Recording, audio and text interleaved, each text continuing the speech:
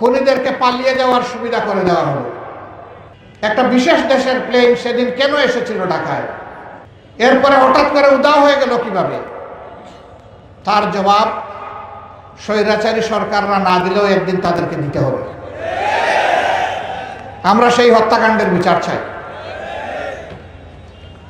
এরপরেই শুরু হলো তাদের তাণ্ডব। তাদের প্রথম লক্ষ্যবস্তু বানাইল জামাতে ইসলামীকে,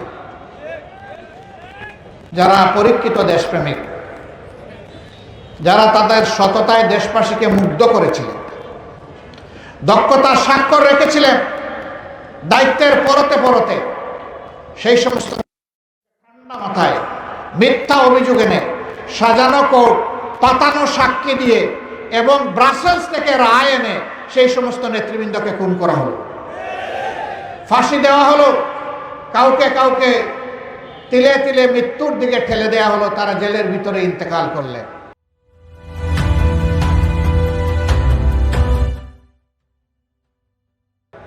আল্লাহ তাআলা তাদের সকলকে মর্যাদাবান শহীদ হিসাবে কবুল করুন। আমরা তখন আমাদের বন্ধু সমস্ত রাজনৈতিক সংগঠনকে বলেছিলাম, এটি জামাতের উপর আঘাত নয়, এটি বাংলাদেশের স্বাধীনতা সার্বভৌমত্বের উপর আঘাত।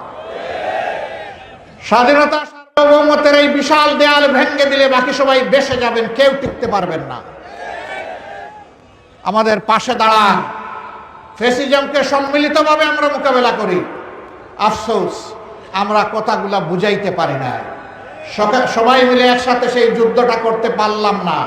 তারপরে ইতিহাস আপনাদের সামনে পরিষ্কার। তারা আর কাউকে ছাড়লো না, এক এক করে সবাইকে ধরলো, বিএনপিকে ধরলো, হেফাজতকে ধরলো, আলিম উলামাকে ধরলো, অন্যান্য দলকে ধরলো, কাউকেই তারা ছাড় দিল না।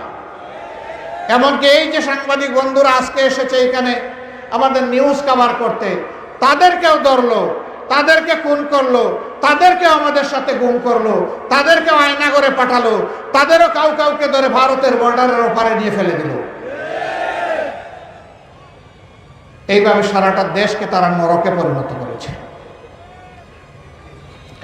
15.5 বছর দফায় দফায় অনেক আন্দোলন সংগ্রাম আমরা করেছি, কিন্তু সেই আন্দোলনের পরিসমাপ্তি আমরা ঘটাতে পারিনি। স্বৈরাচারকে আমরা তাড়াতে পারিনি, ওদেরকে বিদায় করতে পারিনি। আমি গর্বিত, আমাদের সন্তানেরা সেই কাজটি পেরেছে।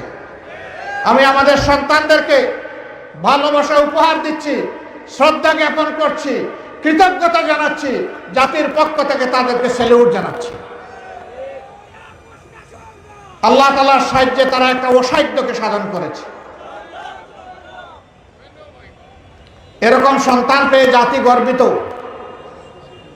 ইনশাআল্লাহ আগামীর বাংলাদেশ আমরা তাদের হাতে তুলে দেব ইনশাআল্লাহ।